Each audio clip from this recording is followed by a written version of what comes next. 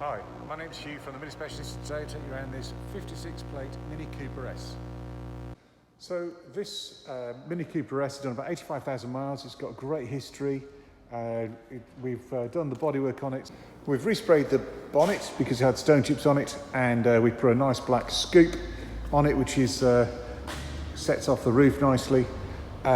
These aren't the original wheels. These are better wheels than the originals. These are conical spoke. Bodywork wise, it is, excellent. We always try and make a big effort when it gets to get these cars ready for sale. There's one or two blemishes here and there, which I'll zoom in on in a minute. So we've done the cam chain on this. We've reconditioned the cylinder head, so the valve stem seals are all new, so the oil consumption should be low, and we've given it a full service. So the car mechanically is as you'd expect. Coming in for a closer look, as mentioned, the bonnet is freshly painted, so that's it's all looking nice. This wheel has got a good tyre on it, loads of tread, and the wheel is near immaculate. There's some tiny marks, hit the one there, but nothing major. Down this side, good condition on the door, the mirror back's good, the roof is good.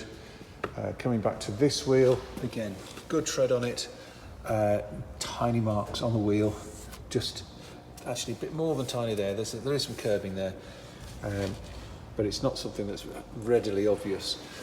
So coming around to the back, we've got good bumper. I don't think there's anything particular here, maybe a tiny mark here and there.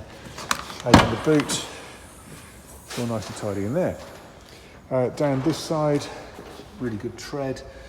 This wheel, some tiny, there's some curving around the edge on this wheel. Again, there's nothing, you can't really tell when you stand back from it, but it is there. Coming down this side, I don't think there's anything major. There's a tiny mark on the door there. That's a bit of tar. Coming down this, there is a small mark. We'll try and polish that out actually, I think that'll come out. Coming to this wheel, again, great tread, some curbing around the edges, but nothing terrible. And then back round to the front. So coming in, door card looks pretty good. Half leather seats. In the back, quite tidy.